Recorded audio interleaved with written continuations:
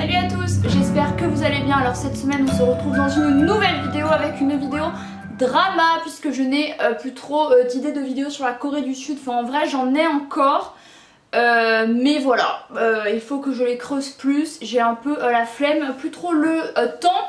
Du coup je me suis dit que j'allais vous refaire une vidéo drama, même s'il y en a eu une récemment. Il faut dire que j'en ai regardé énormément ces derniers temps, vous commencez à me connaître.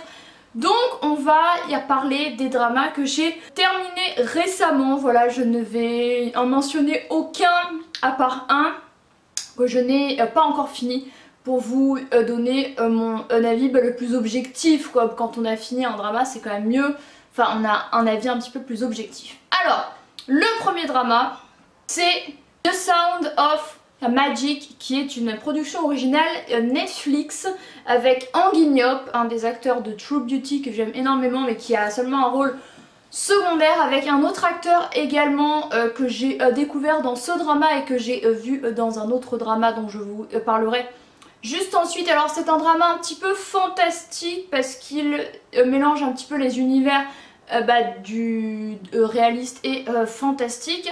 C'est une jeune fille qui est lycéenne et qui en fait va un peu trouver refuge dans la magie qu'un homme pratique. En fait il vit seul dans un parc d'attractions abandonné et en fait elle va souvent aller le voir. Mais ce gars il aurait eu des problèmes avec la justice et elle va voir une vidéo où il semblerait qu'il tue quelqu'un. Enfin c'est quand même assez hardcore. Et en fait Hang In-Hyuk il aime cette fille, elle c'est pas forcément réciproque, enfin bon bref. Voilà, donc c'est un drama assez sympa, que sur 6 épisodes je crois, c'était pas transcendant non plus. Mais voilà, c'est intéressant de voir ce personnage de ce... Il y a un magicien qui est un peu un outsider, qui vit seul, reclus, qui a un peu échappé à la justice et tout ça, qui vit un peu dans ce no man's land. Il y a passion et tout. Et le personnage de Hang In-Hyuk, ce qu'il y a d'intéressant, c'est qu'il a des parents très pressants. C'est le premier de la classe. En fait, il souhaite dégager, il y a toute cette pression qu'il a sur lui et être un magicien. Voilà, c'est quelque chose qui lui dit bien. Donc cet univers de magie est un peu un refuge pour les jeunes du drama. C'est un peu une échappatoire et une façon de voir la vie joliment en gros. Donc voilà, c'est un drama assez sympa que j'ai bien aimé. Ça change, j'ai trouvé. Ce n'est pas non plus un drama qui restera dans ma tête gravé en mode j'ai adoré, c'était super, mais il était intéressant. Le second drama que je vais très vite fait mentionner puisque je l'ai arrêté et que je ne le terminerai pas, parce qu'il m'a saoulé, c'est Abyss avec l'acteur principal de Business Proposal et l'actrice de Doom at Your Service, Strong Girl, Bong Soon. Les acteurs sont très sympas mais c'est une espèce d'histoire d'une femme qui meurt. Elle prend le corps de quelqu'un d'autre, donc son esprit se retrouve dans un autre corps. Ça je me suis dit ça peut être intéressant. Ensuite elle va essayer de chercher son coupable et tout ça. Enfin je me suis dit ça peut être une histoire assez originale. Et en fait il y a une espèce de boule qui s'appelle Abyss quoi, et qui ramène les gens à la vie. Et il y a une histoire de son assassin qu'ils arrivent pas à choper. Et ça sur 5 épisodes alors qu'il y en a 16. Ça m'a saoulé d'une force. Je me suis dit allez, on laisse de côté. Donc Abyss, il n'y a pas fini. Il m'a saoulé. On passe au suivant. Qui est la Tinted with View. Qui est il y a Boy Love, c'est le premier des dramas de ce style que je regarde. Ça veut dire une romance entre deux garçons homosexuels. Oulala. En Corée du Sud, il faut savoir que de façon générale, je globalise un peu, mais ils sont assez arriérés sur les questions de sexualité. Si vous êtes homosexuel en Corée, ça passe bien moins que si vous êtes homosexuel en France. Donc il y a la télévision, il y a dans les films et dramas, c'est de plus en plus abordé, heureusement. Enfin je veux dire, on est il y a 2022, la différence c'est cool quoi, puis que de voir à chaque fois des couples hétéros alors que qu'il existe d'autres types de couples, je trouve ça abusé. Donc du coup c'était intéressant de voir ça. Il y en a de plus en plus, il y a peut-être un jour à l'objet d'une vidéo si j'ai suffisamment regardé de dramas avec un personnage homosexuel, vu que ça reste encore assez rare. Mais du coup c'est June de Ace, le groupe de K-pop, qui joue dans ce drama. Alors c'est pas forcément un groupe que je suis, mais je me suis dit ça peut être intéressant. C'était un drama sur 10 épisodes ou 12 et vraiment du style les épisodes duraient 12 minutes. Enfin c'est un truc en tout ça durait 1 heure et quelques. Donc c'est très court. En fait c'est un jeune homme qui va à une exposition et qui se retrouve à l'intérieur d'un tableau qu'il a vu. Il se retrouve à l'intérieur de la scénographie qu'il a vue. Et en fait, il arrive un peu à l'ère Joseon, donc vous savez quand ils étaient habillés avec des hanbok, vraiment à l'époque avec les coiffes et tout ça. Et en fait, il va s'amouracher et lui aussi du prince, voilà. En fait, il y a vraiment que 3 personnages principaux. Le prince, lui, est l'espèce de garde du prince qu'il aime bien aussi, on dirait. Enfin, le garde du prince aime bien le prince, on dirait, ils sont assez proches.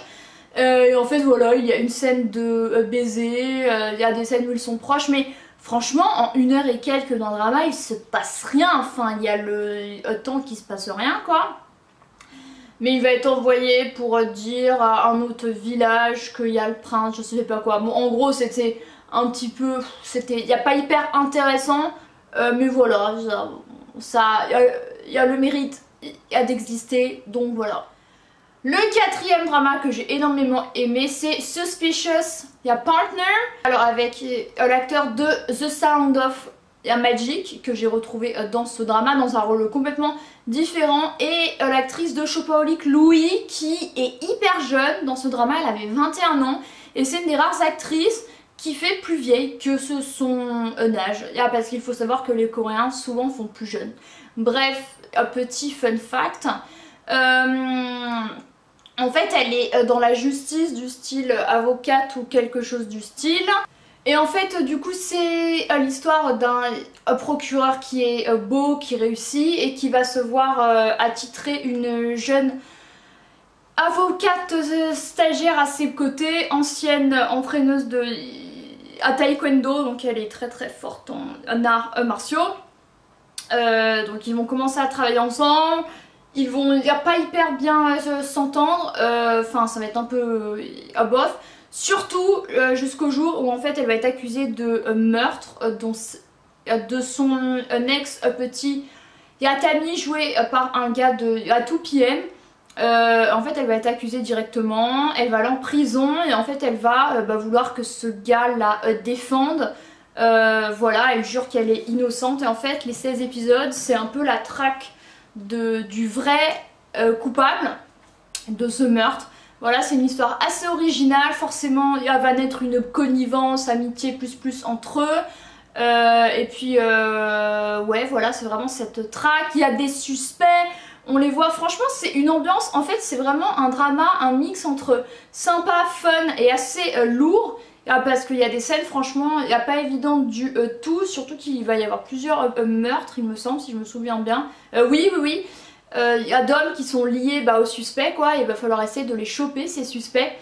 Mais c'est vraiment très drôle, parce que lui il va devoir quitter son poste lorsqu'il l'a fait innocenter, parce qu'en fait le père de celui qui est décédé le vire, lui dit tu vires.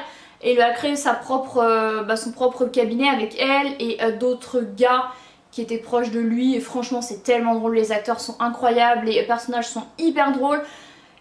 My Suspicious Partner, franchement c'est un drama feel good mais sur un fond quand même un peu grave. Vraiment j'adore. Les 2 acteurs principaux, alors j'ai leur nom pour une fois, qui sont Ji Chan-wook et Nam Ji-yeon, sont vraiment trop incroyables. Donc voilà, c'est un drama que je vous recommande vivement. Le drama suivant c'est I Married an Anti-Fan, c'est ça. Avec du coup un acteur que j'ai vu dans je ne sais plus quoi, et avec Soo-yeon de Girls' Generation qui est du coup de base une idol que j'ai vu dans le drama Run On. Et c'est un drama un peu dans le même style que Suspicious Partner. mais ça reste, enfin c'est quand même assez différent. Elle est journaliste et en fait elle va se retrouver à travailler avec lui qui joue un idol, qui a une carrière solo brillante, qui est fanatisé par ses fans et tout ça. En fait elle doit écrire un article, il va la prendre en flag avec un appareil photo, il va croire qu'elle gossip sur lui alors que rien à voir. Et en fait sa réputation à elle va se briser, elle va être virée de son travail de journaliste, donc elle va en avoir gros sur la patate, surtout que c'est à cause de lui, enfin c'était un malentendu et tout ça, enfin situation un petit peu tirée par les cheveux comme il y en a dans les dramas. Je pense que si vous regardez les dramas vous êtes un petit peu au courant, mais en fait elle va se retrouver à travailler avec lui sur un projet qu'elle est son anti-fan, donc en fait une espèce d'ennemi à un gars beau et qui réussit et tout ça, et en fait il va y avoir une émission, une espèce de télé-réalité avec eux qui vont être du coup filmés.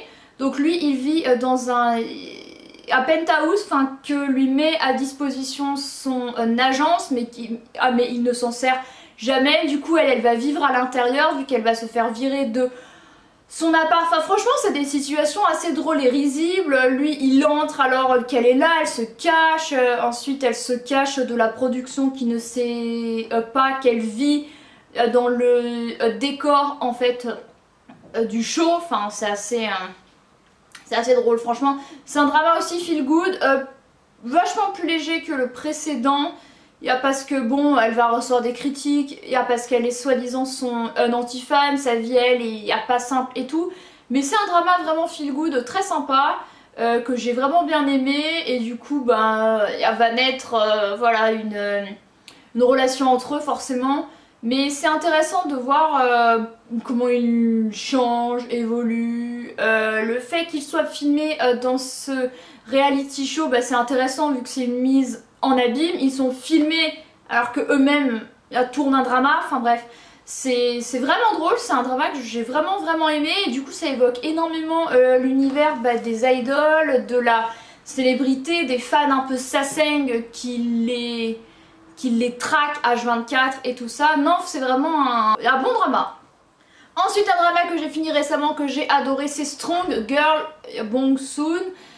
Avec Park Hyung-sik et du coup celle qui joue dans Do At Your Service et tout ça, que j'aime énormément, qui est une actrice qui mesure 1m58, on dirait qu'elle est encore plus petite dans Bong Soon, parce qu'en fait elle a une force surpuissante et dès le premier épisode en fait on la voit qui pousse un bus, qui pousse des gens, elle leur casse des membres.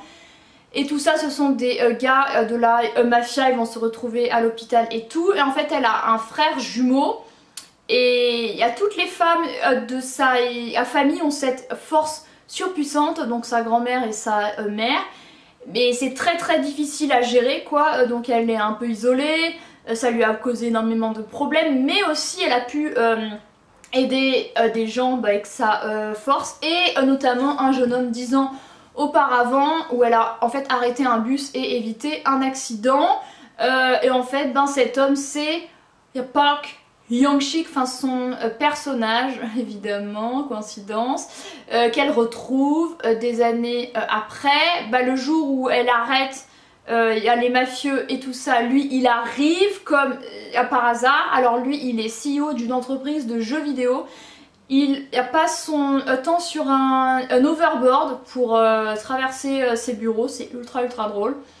Donc c'est un gars, il a un rôle vraiment très drôle. Et en fait il va l'engager pour être son garde du corps, parce qu'il va bien voir qu'elle est surpuissante quoi. Donc vraiment c'est très drôle cette petite actrice, enfin on a l'impression qu'elle est encore plus petite, avec cette force de ouf.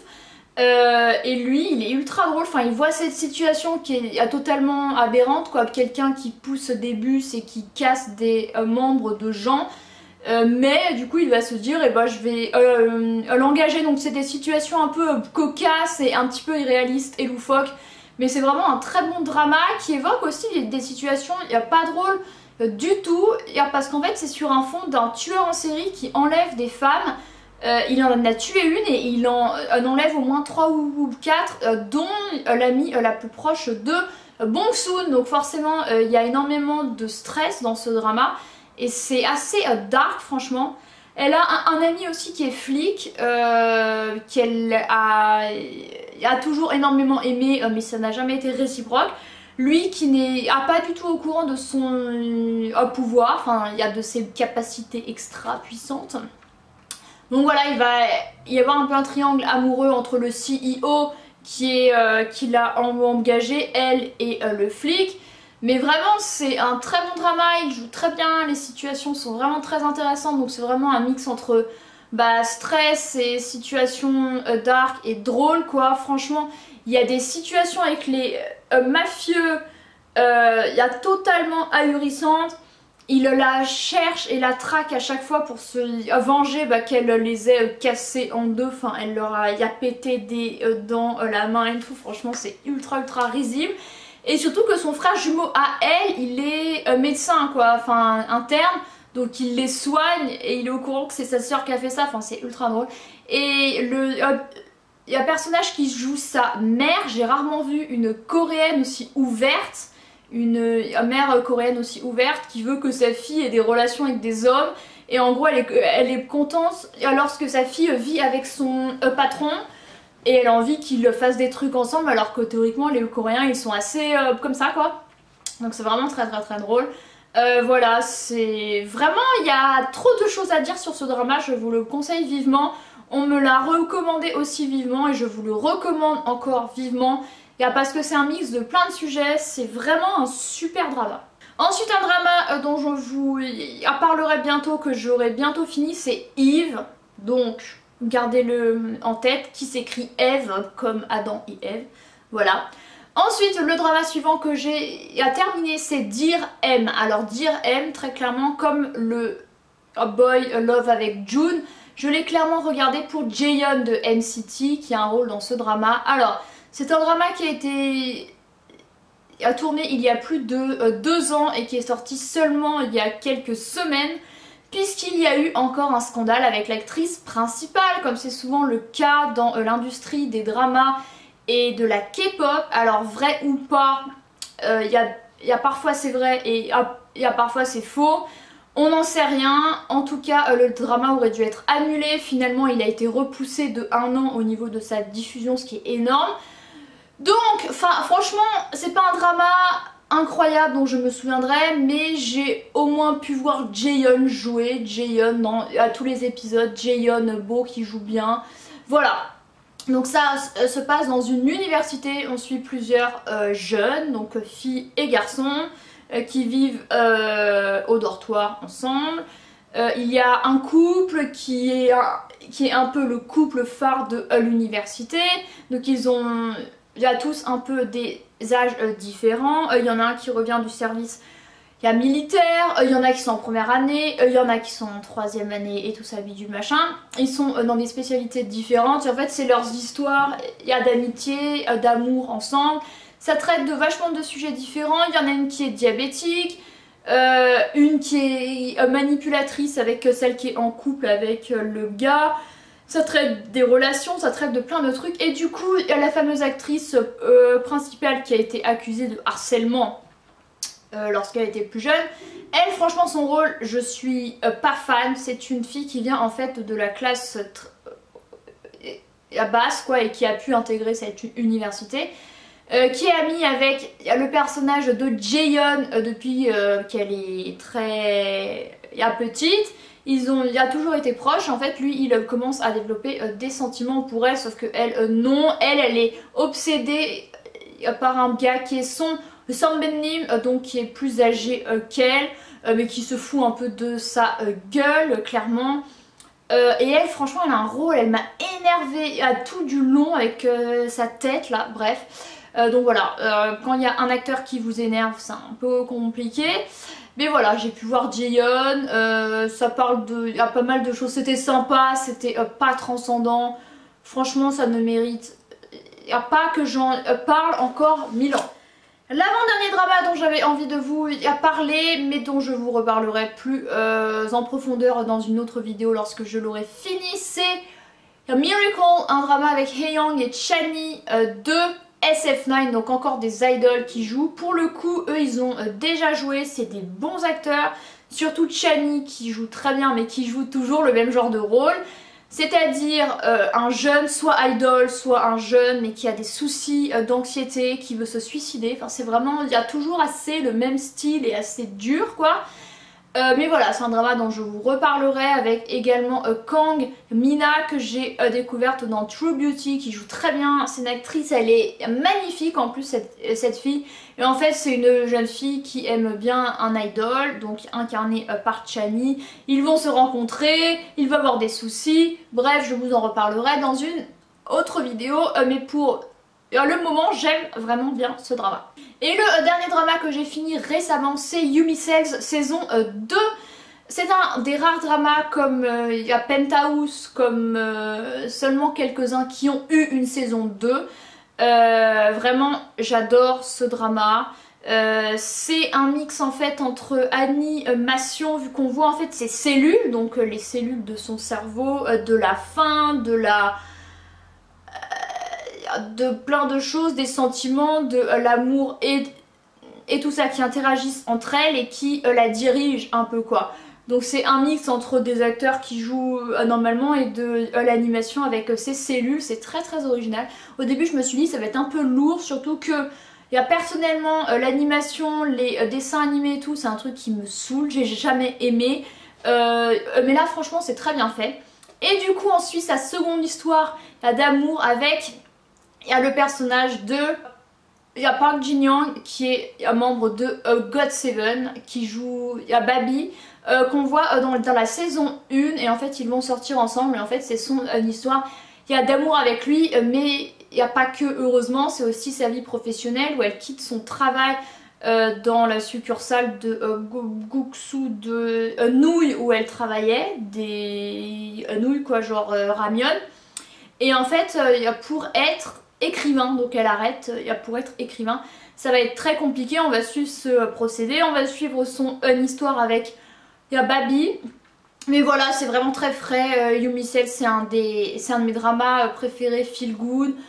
Forcément sur fond triste aussi, avec les épreuves qu'elle doit affronter, avec ses déceptions, ses peines, ruptures et tout ça. Mais c'est vraiment un drama que j'adore et théoriquement il y aura une saison 3 avec...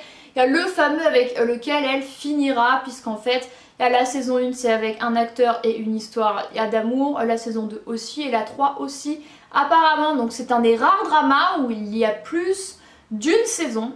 Voilà, donc Yumi Cells 2, j'ai adoré. Je vous le conseille vivement, ce drama. Et il y a plein d'endroits très sympas où ça a été... Il y a tourné que j'ai trouvé, où ça se déroulait. Donc il y a Ilsan, Seoul...